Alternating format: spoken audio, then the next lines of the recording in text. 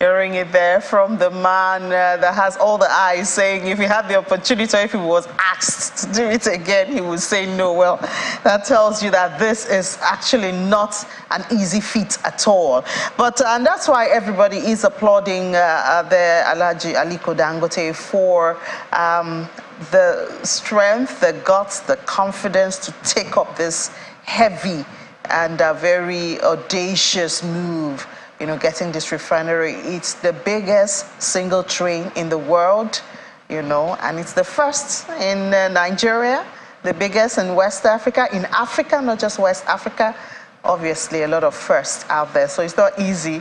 Uneasy lies ahead that bears that crown. That's why he said no there. But benefits and expectations are also another burden that's added on Alhaji Aliko Dangote's head. And the Nigeria Economic Summit is one of those. They've made a forecast on what Nigeria should benefit from this multi-billion-dollar Dangote Refinery, which we have said is Africa's biggest and the world's biggest single-train petroleum facility.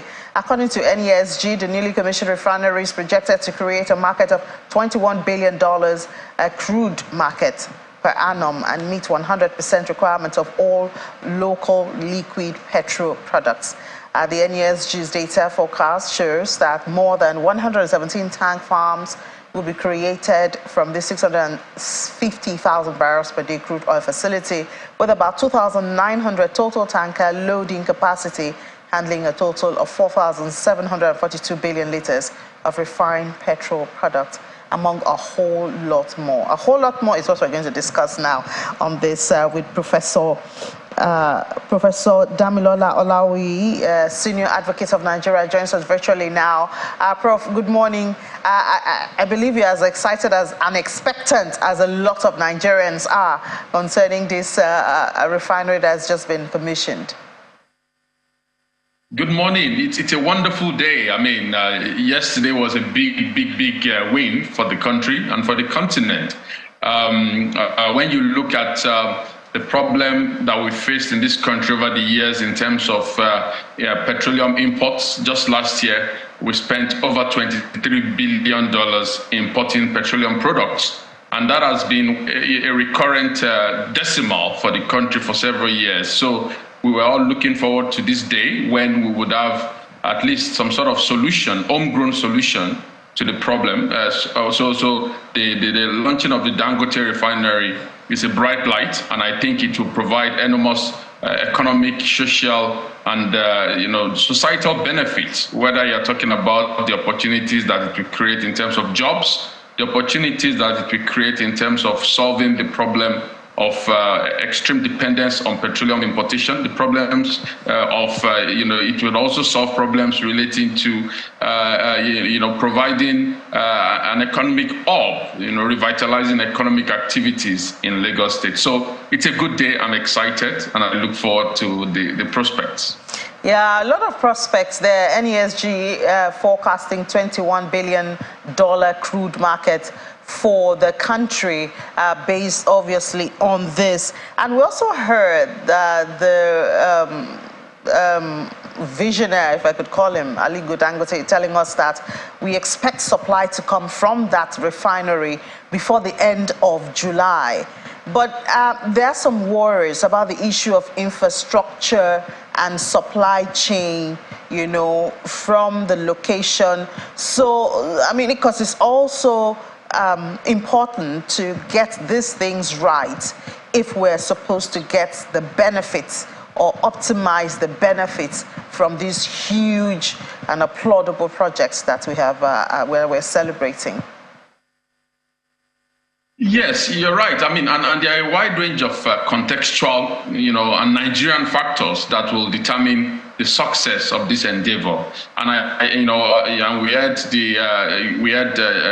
Aliko Dangote saying that this is a complex project, and that's because international factors such as the crude oil price volatility, which will normally be a challenge to any refined business, because you just never know where the price of crude oil itself will swing, which will affect return on investment. You also have other contextual factors like, the ongoing Russian invasion of Ukraine, which has affected the supply and demand of oil and gas products, and has also affected pricing generally. And of course, number three, we have contextual factors such as the ongoing divestment from oil and gas, and this whole net zero, climate change, and the increased de-emphasis on oil and gas products itself. So these are general contextual factors that will worry any investor. Then you have Nigerian factors as well. We have issues such as crude oil theft, which may affect crude oil supplies. For a refinery to work very well, it needs supplies. And when you then have increased sabotage of pipeline infrastructure, increased tendency for crude oil theft, these are all factors that may affect, again, return on investment on such a refining business. You also have issues of insecurity as well. You have insecurity, which again may limit the profitability. When in an insecure environment, it's always difficult to plan, and it's always difficult to export product. And of course, we also have regulatory challenges. All of these factors, however, do not call for surrender. They simply mean that there is a need for strategic planning, both on the part of the investor, as well as for the government to provide supportive regulatory environment that will enable the refinery to maximize its potential and to succeed in a very difficult global and local environment. What about the issue of logistics, for supply? That is a big issue as well, because when you look at the vision that the Dangote Refinery is setting for itself, it not only wants to meet domestic demand, it also wants to be able to supply abroad. And like you mentioned, there will be a wide range of supply chain issues that one has to unpack, in that context. For example, when you look at domestic supply, then you look at issues relating to ensuring, the security and reliability of supply, and that's where you have the need for infrastructure investment that will ensure that products can actually move from the refinery to the end user. But the most important one that I think they would be worried about right now is the international aspect, because most refining businesses, they do not only aim to cater for local market. In fact, the big money comes from when they are able to supply their products abroad. For example, you look at a country like Qatar. Most of its refined products do not even end in the region. It ends abroad. It ends up in Asia due to a very, very strategic supply chain management that allows it to refine its product and then make it get to Singapore and other countries that need it. How can this refinery achieve that? So there is a need then, for them to start looking at issues of, how do we streamline the risk associated with reliability, such that we could then be seen as a reliable supplier by different global stakeholders. That is where the success will come from. The ability to be seen as a reliable entity that can supply products beyond just a local and regional market, even to a global market. That is the supply chain issue that they have to carefully unpack and ensure that all the threats to reliability are managed. Yeah, even the supply chain for local consumption. I mean, we do a lot of transportation by road these days. How good are the roads? You mentioned the issue of security. I know there was a time in Lagos that the Lagos state government sought to get the articulated vehicles to travel in the night. But that had to be abolished because of the issue of insecurity. So these are some of the fears which, in the midst of the excitement and expectation, Nigerians are also expressing to say, well, I hope I wouldn't be in a river and get and get soap in my eye, and then we now see Dangote finding it easier and, more accessible. That's the market outside the country, more accessible than the local markets. Those are real concerns, and that is why I mentioned the need for a supportive regulatory environment, because for a business, these are issues that are beyond you, really. because otherwise, should a business fix the road from where it is producing to wherever the product is going? Should a business be responsible for ensuring the security and safety of the pipelines? These are all regulatory issues, and that is why there is a need, like I said, for the government to now provide a supportive regulatory environment that will enable businesses like this to thrive. I want to mention that if the Dangote Refinery succeeds, it is just the beginning of similar big investments. There will be other stakeholders outside of the country that will then see this as an incentive, as a motivation for them to come and do the same. So how can we then address those issues? The regulatory attention that needs to be paid is to look at the fact that moving products, it's not only by road. We also have moving by pipelines. We even have moving by ships and barges. But in all this wide range of transportation modes, there are concrete security problems which needs to be addressed through increased regulatory action by all the relevant stakeholders that are involved across the entire value chain of moving petroleum products from the refinery to the end users. So you're talking about issues such as enforcing our laws against sabotage and destruction of roads and pipelines. You are talking about increasing our maintenance culture of existing infrastructure so that they can support local businesses to be able to transport their commodities. You're talking about issues such as strengthening the active engagement of security agents and even other stakeholders that are involved in securing our roads and our pipelines, in maintaining them so that they can perform their functions to the optimal level. These are not issues for businesses to solve. These are regulatory issues, and I hope that the incoming administration can get to work to create the right and supportive regulatory environment for stakeholders like Dangote Refinery to thrive and succeed. So there's also the conversation around, Dangote now has monopoly. What are some of the risks attached to that?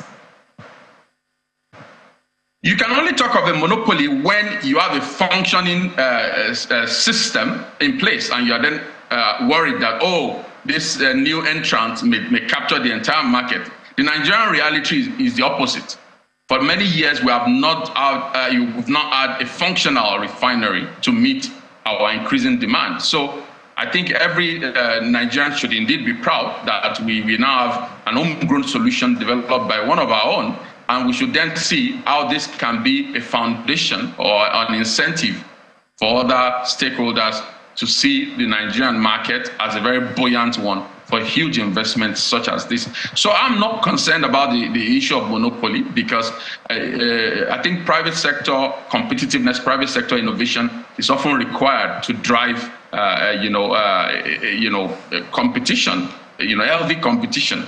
And I think, when Dangote Refinery begins to succeed, it will revitalize, to enhance the ability of government to strengthen its own performance in terms of maintaining our dilapidated infrastructure and refineries such that they can keep pace. And we've seen this happen in other sectors. We've seen the introduction of private universities, for example, providing competition for public universities. So I see this as creating similar effect in which government-run entities, especially government-run refineries, can draw some lessons and be inspired to revitalize their own systems. Well, I guess we can say better still, we have more private sector also having their refineries, and Nigeria becomes a hub, for the world. That would be such a great news for the country. But I mean, Alhaji Aliko Dangote has said that from July we should expect supply from there. I guess this is security when it comes to supply of, at least among other things, petrol, which has been a huge headache to a lot of Nigerians with the queues we have been seeing at filling stations. So this should mean security in a supply of petrol, at least. Yes, it should. The moment the refinery takes off, you will begin to see a much more seamless supply of domestic supply of petroleum products, and like you said, that will go a long way to provide a steady stream of supply that will eradicate and address some of the problems we've had over the years, in which when there is a slight breakdown in the importation channel, then everyone, notices a scarcity. But in this case, you now have the product being refined locally and being refined at the highest grade possible, so that it can be introduced into the market without the necessary bottlenecks that we've seen with importation. I think this is the key aspect.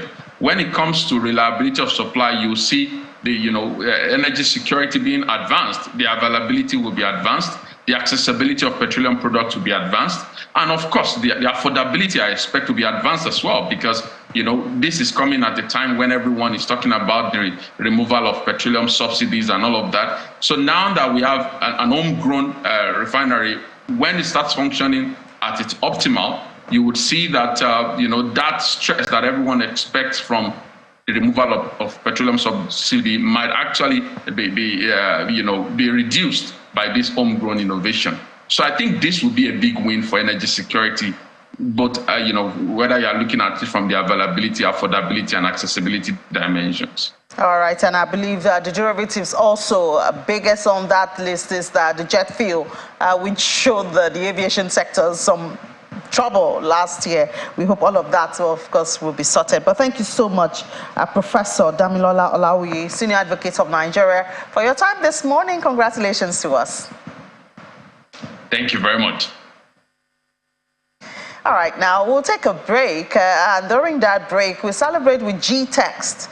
Remember, 2 weeks ago, we had Dr. Stephen Akintayo join us on the show, tell us how they're celebrating 15 years of existence with about 180 flats in Dubai. Well, they brought that celebration to Lagos, and we covered it.